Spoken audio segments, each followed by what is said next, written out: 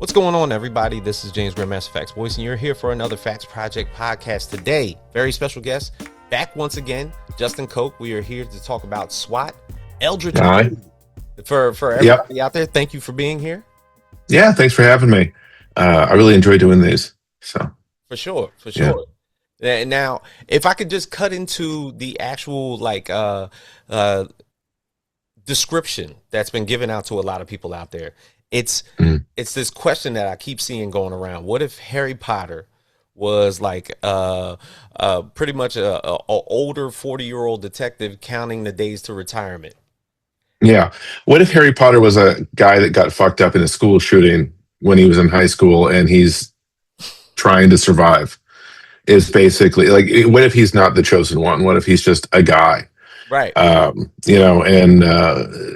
So yeah, he's it's kind of what we do in Shadows meets like The Wire kind of vibe, where they're, gritty, tired cops grinding out their pension, and they're not super ethical about it at this point. They've been through, a bit too much. So it's kind of their battle to come back to some sort of morality that they can, where they can view themselves as decent people.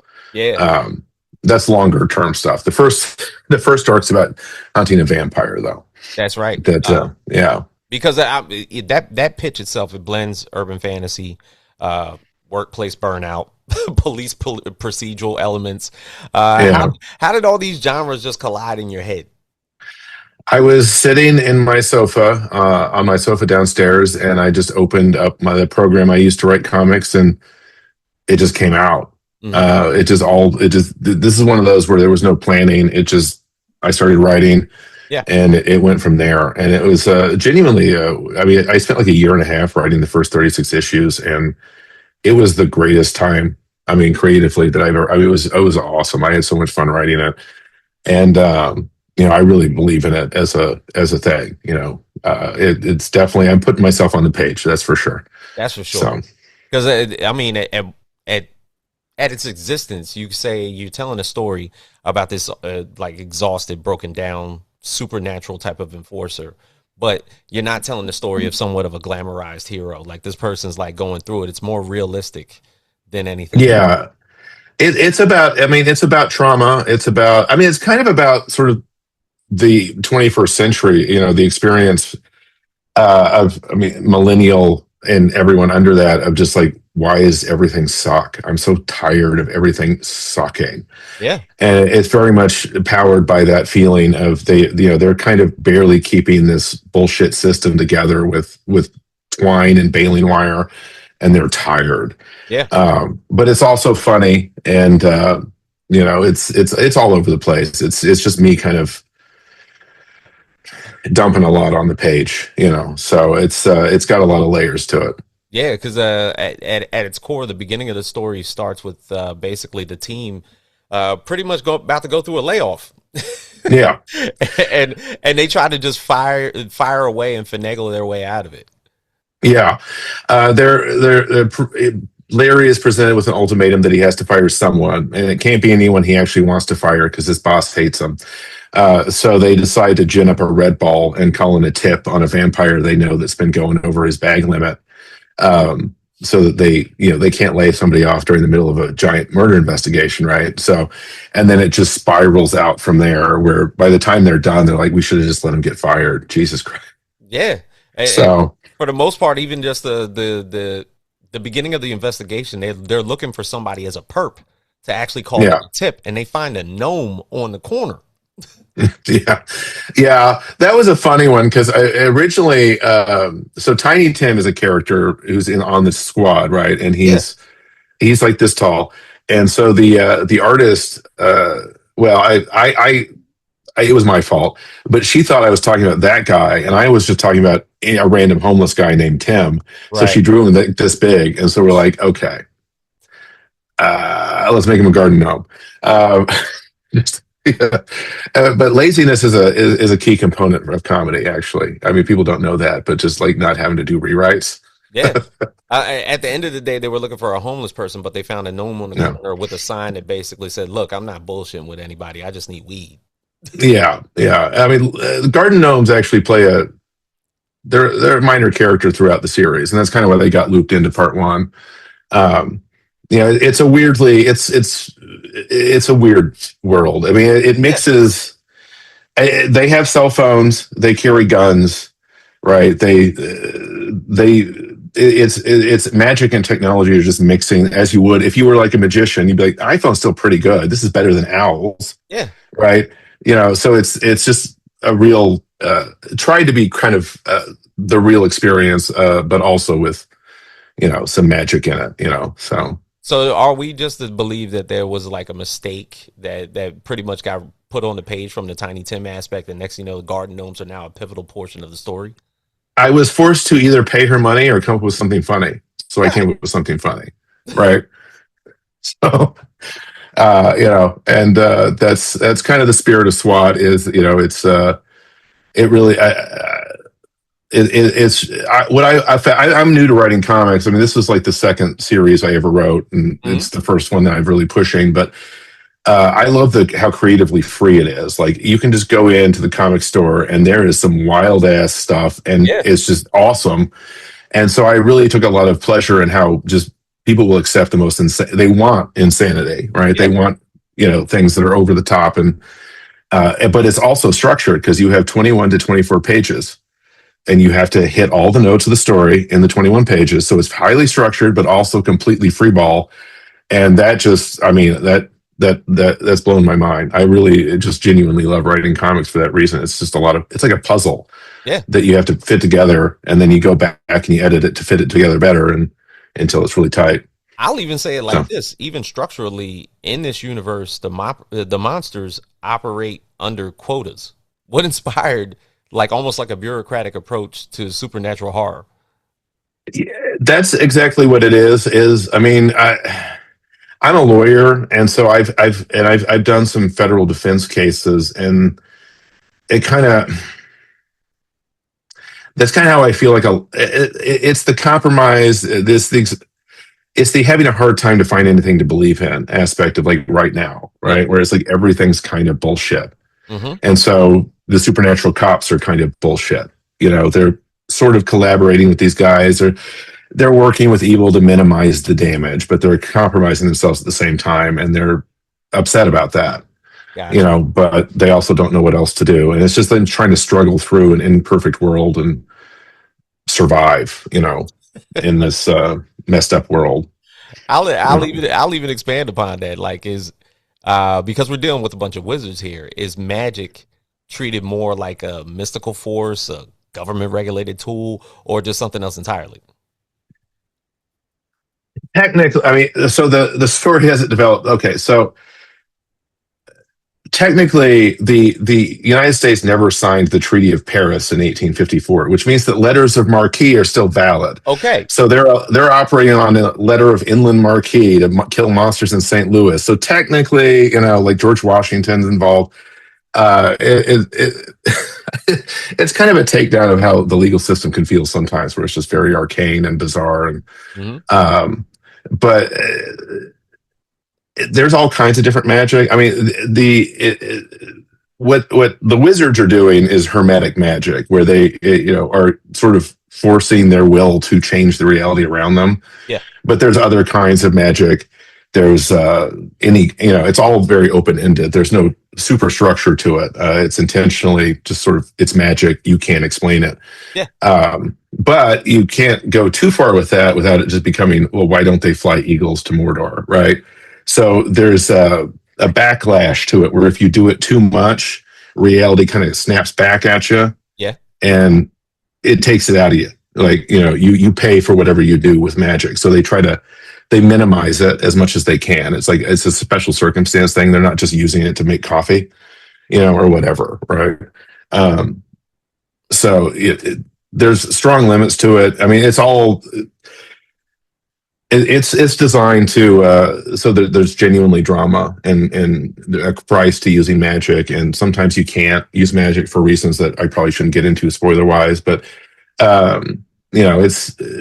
it's a very scary world even for the wizards, because if they fuck up even a little bit, pardon my French, but like if they're a quarter second late, they're dead. Yeah. No matter how powerful you are, if they shoot first, you know. So everyone's just scared shitless and trying to operate in this world of ultra violence and just survive, and that drives a lot of Harry does or Larry does Larry does a lot of things that are not exactly what a hero would normally do. He's not Batman.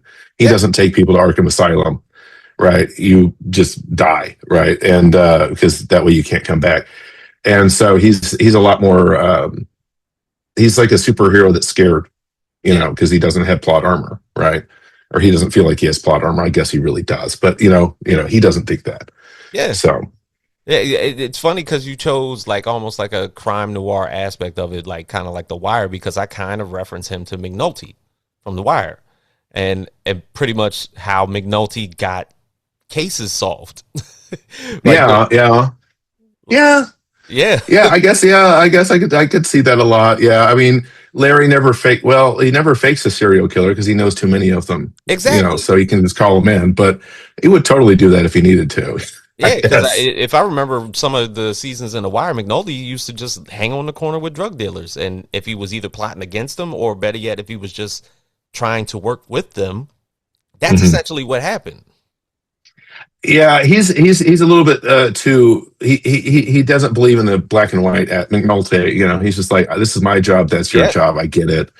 But I will bust you if I get the chance, right? And that's attitude that a lot of law enforcement people have, I think, right? Where Hmm? they're so used to it that they're not horrified that you're dealing weed, but they will put you in jail for 20 years for it if they can, you Exactly. know. And And oh yeah, no, I was glad that you said that because there moral gray areas in monster enforcement. You pretty much just answered that. And are the good guys genuinely protecting society? Because the beginning of this story starts with them plotting against a vampire. yeah, So and essentially, like we don't notice if that vampire did any harm. We just know by what they've told us throughout the pages that they could pretty much take out 500 people, turn people into 500 yeah. vampires, and then that could escalate to 50,000 and so on and so forth. Yeah, that's the kind of the threat of vampires. I think I call it going exponential, where they just try to make as many as they can. And it's what's the what's the movie where the vampires run everything? Like 20 years ago, Oh something man, like that. True Blood, kind of like Some that. maybe. Well, I think that was an HBO show, but something like that. Yeah, Yeah. like they could go that way if you forced them into a corner to do it. Um, and it's all yin and yang, like the good and the bad are fighting, but it never ends, and the balance is, I don't know. So Yeah. they're just trying to. I mean, the vampire definitely is a bad guy. Like I'm not trying to. He's not going to turn out to be a cool dude or anything, Okay. but he is an interesting religious nut, I think, and that all develops as we go. So That's an interesting conundrum because adding a religious factor on a vampire would be something that I've never seen. I mean, he believes in God. He's just on the other side, right? So, Right. he's doing what he's doing. I think he. I mean, I try to make everybody in the series an interesting character. Like Maybellina is sort of a site. She's a second tier character on the SWAT squad, but she thinks she's a fake psychic, but she actually is psychic. Hmm. She's just attracted to the wrong decision. Right. So every time she's excited to do something, they're like, we're going to change the plan because obviously that's a disaster. But if she's being a bitch, they're like, good. All right, we're good. We're good to go here. And she doesn't realize that because that would ruin it. Right. So Right. she thinks she's faking it. She's not, but everybody's kind of using her as some sort of reverse canary in the coal mine. Hmm. I mean, they're all kind of off the wall. I mean, she was based off some people I actually represented where this lady just had an unnatural ability to stick her foot in her mouth. Like she immediately knew what she shouldn't say, but she couldn't stop herself from saying it. Man. Right. So every time yeah. So like she's talking to the DEA and she's just saying exactly the wrong, like, stop, you're enhancing your sentence. Shh, phrase it this way. Right. Or whatever. I didn't even let her talk to the judge because I'm like, she's going to claim she's in ISIS or some shit. Oh my You God. know, like it was predator. She was very good at it, right? Like she was actually kind of smart. She just didn't have that part of the brain that goes, don't say that, Yeah. right? It's like the intrusive thought occurs, spits it out. Anyway, so yeah, so there's a lot of interesting people in there. I It's w- it. Yeah, go ahead. no, no. Would you say that like Maybellina's character surprised you the most while writing issue one? Like basically building her up as a side character next to Larry. Larry being like this, of course, this urban fantasy protagonist, but yet you have Maybellina just basically creating this dynamic to where everything that Larry's going to do is pretty much straightforward and direct. Where Maybellina is like the question, constantly badgering him as to if they should do it or shouldn't do it. No, she's just kind of a sour, lazy person.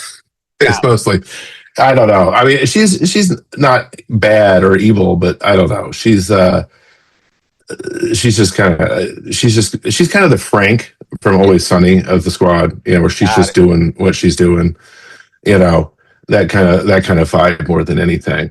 Um, so there it's I had a lot of fun writing it. Like the first one's great.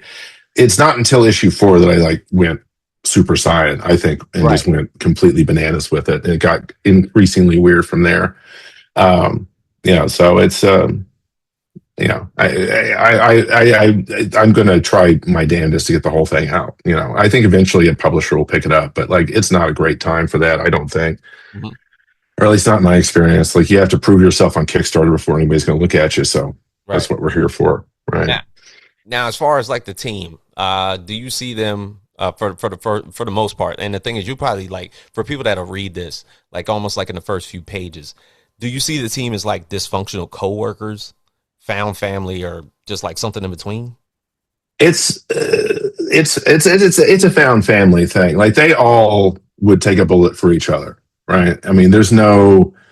I intentionally, because I just think people are tired of that. They're Mhm. tired of assholes, and they just want like some people to hug, right? So Yeah. like the team they're all very big fans of each other. Ultimately, I mean, they might be jerks or dicks sometimes, but it's definitely a found family thing. Mhm. Um, and I mean, the monsters are monsters, but the semi good guys are pretty good guys. So Yeah. Now, Larry Slaughter, pretty unforgettable name, right? Who would you say he is beneath the tough exterior? um, he is he has this big well this kind of he's terrified at all times, but he responds with like his response. The thing that worked for him is always being the guy who shoots first, right? He's hyper aggressive. Evidently in issue one. Yes. Yeah, I mean, he's just so he feels like if people get the jump on him, he's done, and that's pretty accurate for given his situation. Mhm. Um, but he's ultimately there trying to make up for things that he feels like he did that were bad in the past. And he is, so he would go into a burning building to pull the kids out, right, and without question. But he wouldn't feel like he was doing anything all that special Yeah. at the same time. So he's like a guardian who's compelled to do it, but also hates it and wants to retire. If Heard that that. makes sense. So Now, also as well, was there a conscious effort in order for the to make the cast feel like burned out workers rather than just fantasy archetypes? oh, definitely. That's a huge part of what I love doing is I love see, like the thing that like I think people loved about Game of Thrones is that it spent the first 2 seasons misleading you Yeah. about who the hero was. Right? You thought it was Ned Stark. They chop his head off. Oh shit! Anything can happen. Rob Stark. Oh, he's the young king. Like Ned Stark's like 5 out of 10 Keanu's. Right? He's Mhm. too old. He's already successful. He's not the standard fantasy archetype, but he's dumb and he's good with a sword. All right, we're in. All right. And then they bring in the young son who's got his murdered father to avenge. That's like 8 out of 10 Keanu's. That's got to be the guy, right? Brutally slaughter him and his entire family at the Red Wedding. Now you're completely unhinged you don't have no idea what's going to happen. And so and then you don't notice that the next 4 books are just a standard fantasy. Mhm. Like the people who have plot armor, and the people who don't die, Yeah. you know? and it was genius. I'm not complaining, but like the patience it takes to write 2 books, basically a prequel, just to fuck with the right reader's head. Yeah. So it's. I mean, it's very much about storytelling, but it's also doing it in a way that, or trying to do it in a way where the audience doesn't feel safe at Yeah. the same time, and that leads them to buy into the characters and care about them and care about what's happening in a way that they wouldn't if it was, a standard fantasy story where the orphan, who's secretly the king's rightful son or whatever bullshit, Hmm. ends up, it's just, we're up to our butts in stories at all times from birth, right? We have all these extremely competent stories and you get to the point where I got to the point where I could call the entire plot of an Agents of S.H.I.E.L.D. episode from the pre-opening credit scene, Okay. because it's very, so it's about, it's always going to be trying to come at you at a slant, where it's going to be slightly, or you're not going to quite know what's happening. Yeah. You Because think you think you'll know, but you don't know. yeah, you So you have a course to be intentional from the start, but for most cases, especially in storytelling, you don't have to be. I'm sorry, I don't. No, What do you mean? I said you usually, like, sometimes you have a case to be intentional from the start. You have Yeah, the storyline that you could basically like build to where you understand everything right from the beginning. But no, yeah. you don't have to be. No, you will be surprised. You will never see the end coming. I don't think. I don't think it's impossible. Yeah. And it is a very it intentionally is playing with a lot of things, and it ultimately it delivers on the elements of the story, but in ways that you're not going to expect, and hopefully that will make it all the more impactful. Yeah, You for know, sure. so Even in some of the most dangerous situations, you've of course added a heavy dose of humor throughout a lot of these pages. How are you preventing humor from undercutting the stakes that exist, especially like in issue one going into like the latter issues? well, I think that I mean, I in my work, I've been in some pretty dark situations, but I know people that are paramedics and stuff like that who have done things that would make you like it would get an R rating and see. They've done a lot of messed up or been there for a lot of horrible things they were helping with, they weren't doing, obviously, but anyway, point being, like they cope with that kind of thing with dark humor. Yeah. And so that's how I keep it from undermining it. Is it's not silly humor, it's people who are processing their trauma by making jokes, Yeah. right? And so that hopefully actually enhances the horror to some degree. I mean, or at least doesn't take the edge off too much, because it's about people who are very traumatized, sort of trying to not Mm-hmm. let this situation get to them. Whereas it's not just fart jokes or something, right? For sure. Um, so Now, outside of that, do you think supernatural stories often overlook just ordinary labor or exhaustion? Because this whole thing basically builds upon like a modern burnout culture that's essentially happening. When you were talking about Game of Thrones, like almost in that aspect, do they often overlook that because everything's just supposed to be so granular? yeah, I mean, I think so. I mean, it's hard to depict exhaustion and in a fun or interesting way. Hmm. And you don't want your hero to be like, "Oh my god, this shit again," right? It's just not. It It would be takes us. You funny. have to be, yeah, like kind of a one punch man. Like, oh my god, I mean, you can do it and it can be great, but I don't know. If Rob Stark was like, they just like stop trying to be king, then right? If he's such a pain in the ass, you could just stop. I'm sure, but.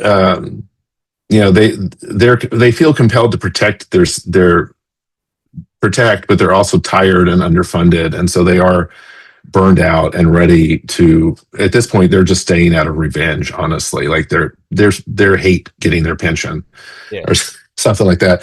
But at the same time, they do want to protect people, but it's complicated. I guess they're tired. They need a vacation. For sure. But they're the kind of people that they're like Angela Lansbury in Murder She Wrote. If they go on vacation, some weird shit starts happening. True. So they're just like their idea of a vacation is locking themselves in the house and turning off their phones. So they have a different take on things.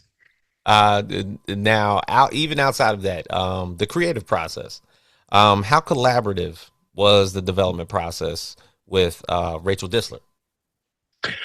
Well, I mean, I wrote all 36. I wrote all 36 before she even finished issue one, so it was mostly me. But I mean, I really love what I love about part of what I love about writing scripts is, you get to write to the artist, and you're trying to inspire them with like a great prompt, and then you have the poet, the dialogue, which is hopefully going to be really tight and poetic, or at least fun to read.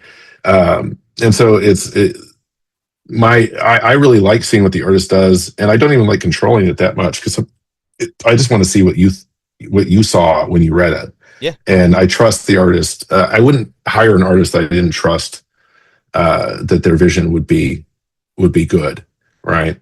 I actually did that once. I mean, I thought they'd be good, and it was terrible. I kind of learned my lesson there. Where if you're not, don't just take recommendations from other people. If you don't kind of feel it when you see their stuff, don't. Gotcha. It's not going to actually happen. So I think she's done a great job with it. I think she got it. Yeah. But she also had when I was going through all the artists trying to find somebody, I saw her page and I'm like, that's it.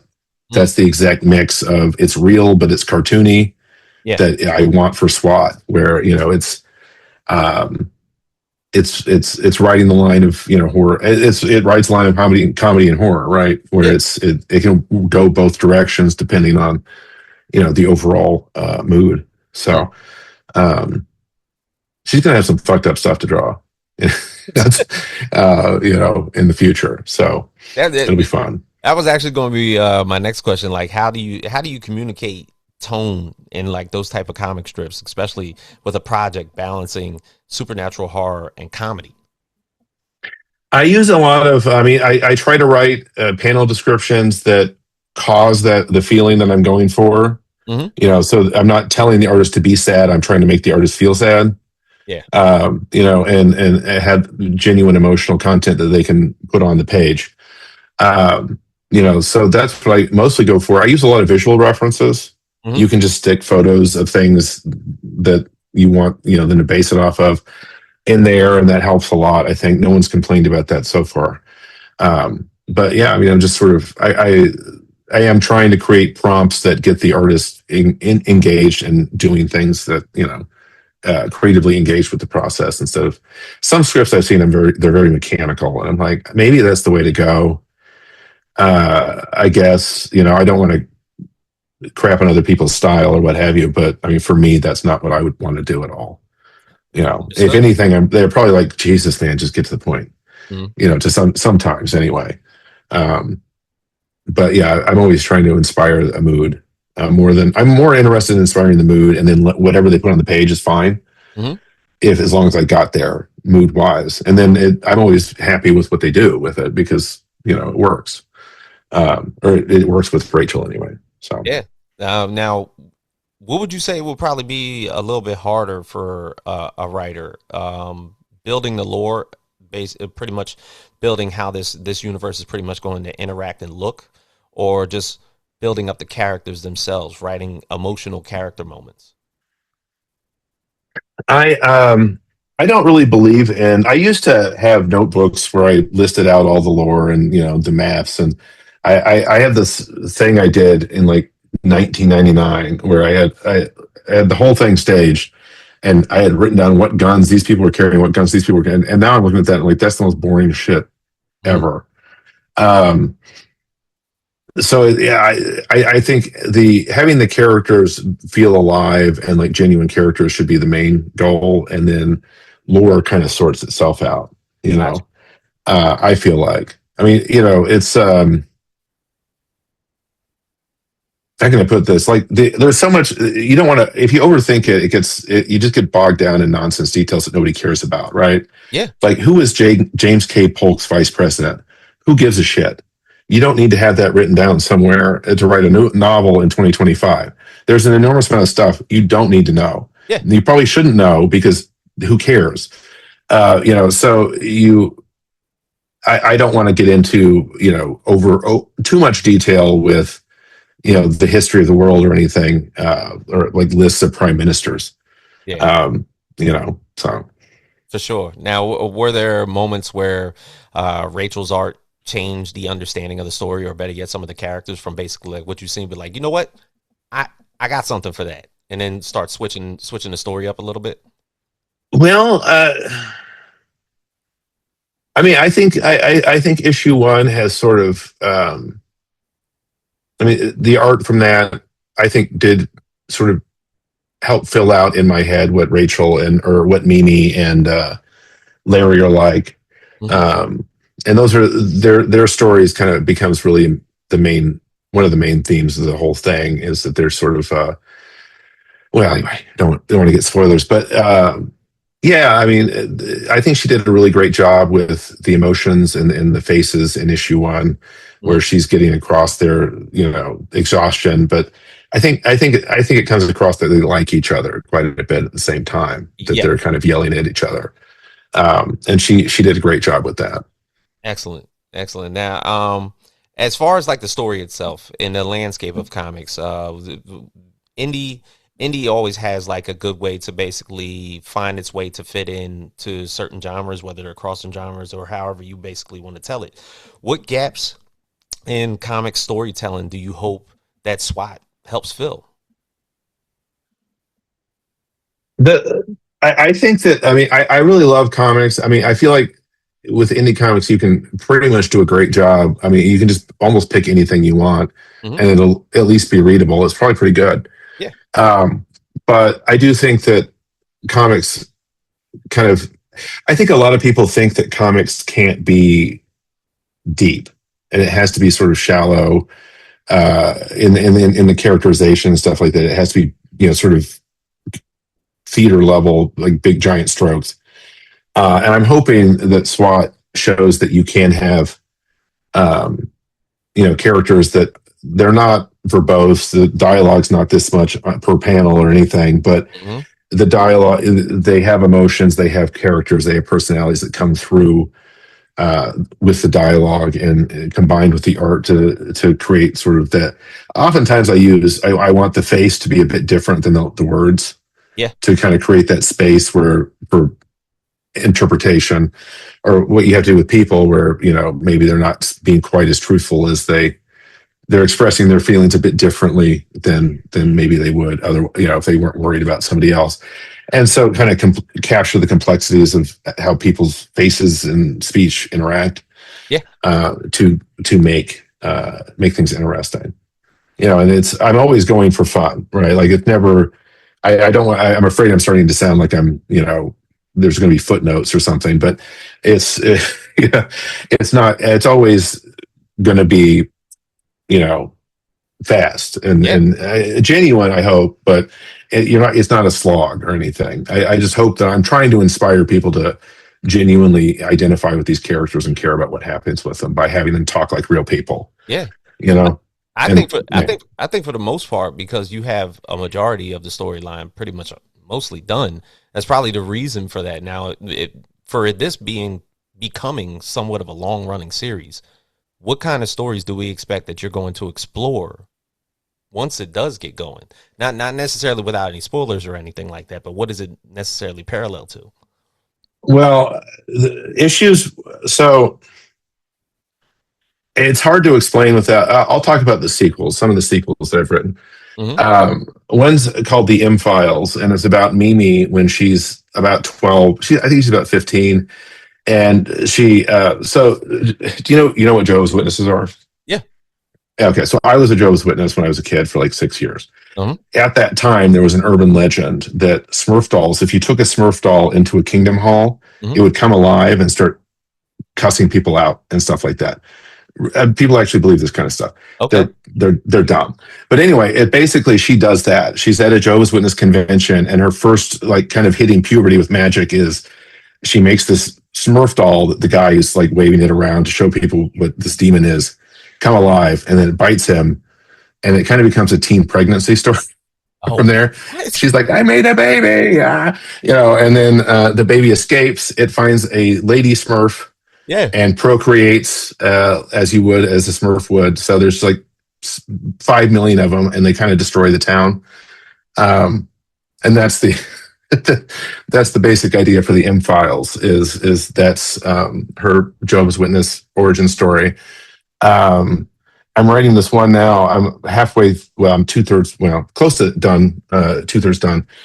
Called Witches Foundation, which is based off this real place in Lebanon, Missouri, where there's this graveyard. And so the story is that someone buried 5 witches in the basement of this building on this graveyard in a pentagram, and that in this graveyard, all the Christian graves are supposed to face east, and in this graveyard, everything's every other way but that. And it kind of takes that and runs with it. I've been doing enough research into it to realize that it's just a family cemetery plot. It's absolutely no big deal that they just made, but I'm just ignoring that shit and running with it. Right. So that's another one I'm about to finish. And then there's one where after this, all this goes down, those 36 is done. 37 through 42 are them going to a con, celebrating the book that someone wrote about 1 through 36 called, SWAT and Oral Horror. And so they're on a panel, and then it goes sideways from there, and it really, there's a lot of nerd culture in it. You're almost like breaking the fourth wall a little bit with that one. There's several times I do that where it gets real, it gets a little bit, but I mean, it's unabashedly nerdy, right? There's Magic the Gathering jokes. There's some LARPers that end up joining up with the vampire. It's just, I just decided to stop being afraid and just be ridiculous. And that's what SWAT's what came out. Perfect. I stuff where, somebody will make fun of that. Fuck it. Do it. I'm going to do what I do. And, so it's very unabashedly just over the top. Okay. One of the villains is the Thacko Wacko. And he was playing D&D, and he was the game master or the dungeon master, and his players were fucking with him, right, as they tend to do, and they pissed him off so much that he grabbed a sword that he had hanging on the wall and just started going at him. So he's in jail, and that's where we meet him, is in jail, for that. And because if you've ever been a game master, it can be frustrating sometimes, because I think the players intentionally just fuck with you.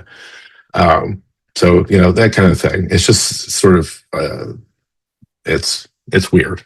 That's all right, man. The good thing about comics is that you can go that route.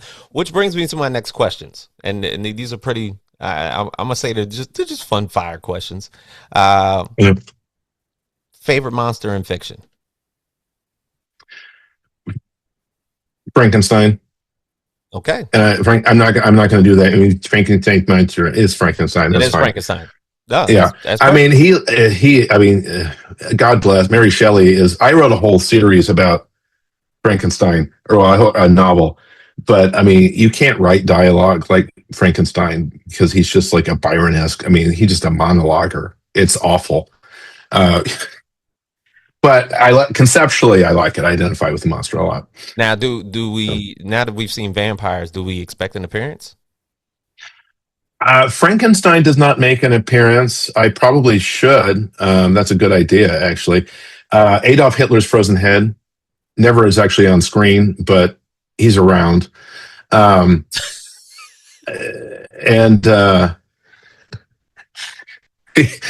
There's a cruise ship section where it's a monster con, and so there's a joke about how Hitler's frozen head and Jack the Ripper are going to have a debate about quantity versus quality.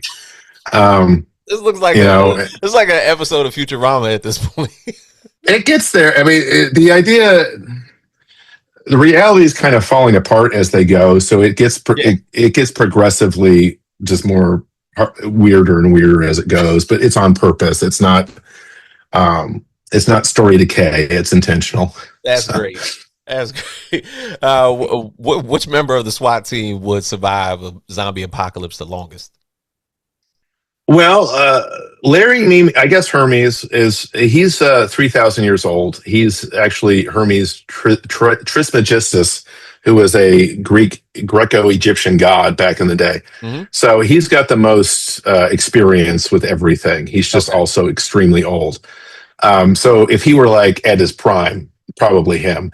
But Larry and Mimi, I mean, zombies are kind of shitty monsters. I have a whole speech about that. Yeah. But any of the wizards would basically just be able to curb stomp a zombie apocalypse without worrying too much about it. I mean, climb a tree and just they don't run out of bullets, Right. so it'd be pretty easy.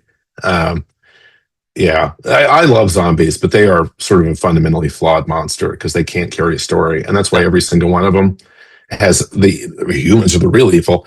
No, they're not. You're just out of fucking. It's 90 minutes. You need to wrap this shit up. Hmm. I know how this works. Right. I mean, you can see it in Dawn of the Dead, right? There's a motorcycle gang shows up. Why? Because we need to end the movie. Yeah. There's no reason for them to show up, No. but I mean, that's probably why The Walking Dead, the latter seasons, just ended up the way that they did. I enjoyed I watched the first 4 seasons of that, but I And then got it to was the it. point where I got to the point where I would hear a zombie moan and I'd be oh fuck, and I was like, I'd probably time to quit the zombie. Yep. But I mean, I do love zombies, but they are hard to write well. For sure. Um, you know, so I'm not saying they didn't do it, but you always go with another human because that's what you have to do. Anyway, Yep. uh, yeah. Coffee, whiskey, or magic beans? Wait, magic beans? Yeah. What's that? Didn't you have some in issue 1?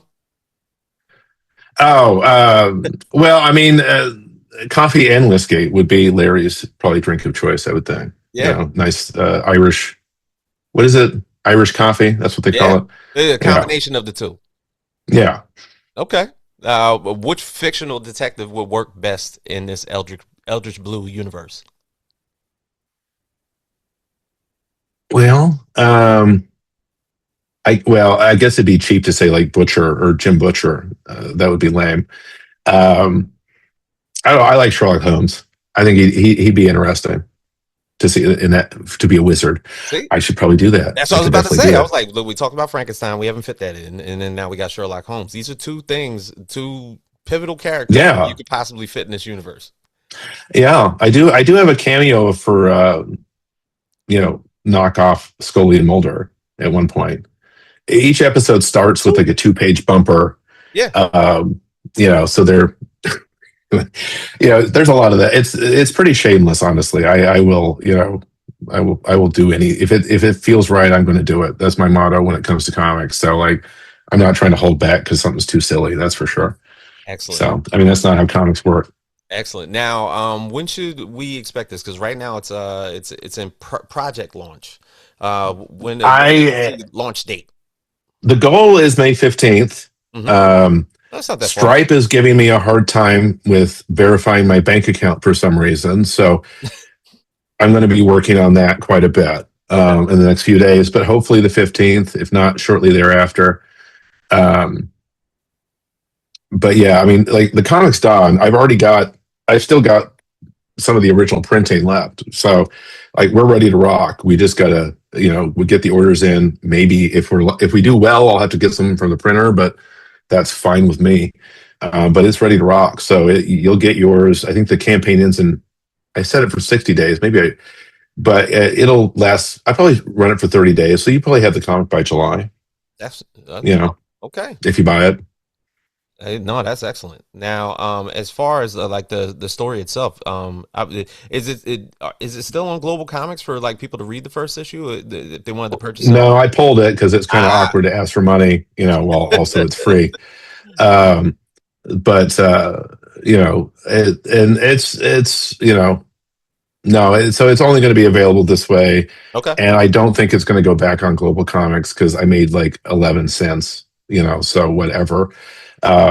And we issue 2. The art was almost done for that, so hopefully that'll be coming out. In the next. We'll do another campaign before the end of the year for that as well.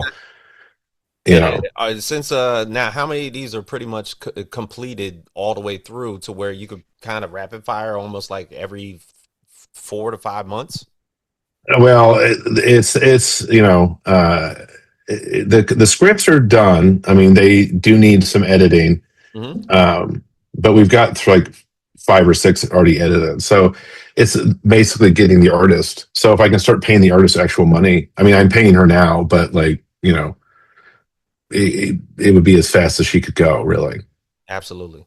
You know, and if we did really well, I could, hopefully we could work out a kind of, assembly line process. That, But we're just trying to get some traction right now. that's So, understood. Understood. yeah. Justin, I appreciate you doing this with me. I came with a good decent amount of questions about issue Oh 4 yeah, it was fun. and going into the latter issues. So this has been good. Thank you.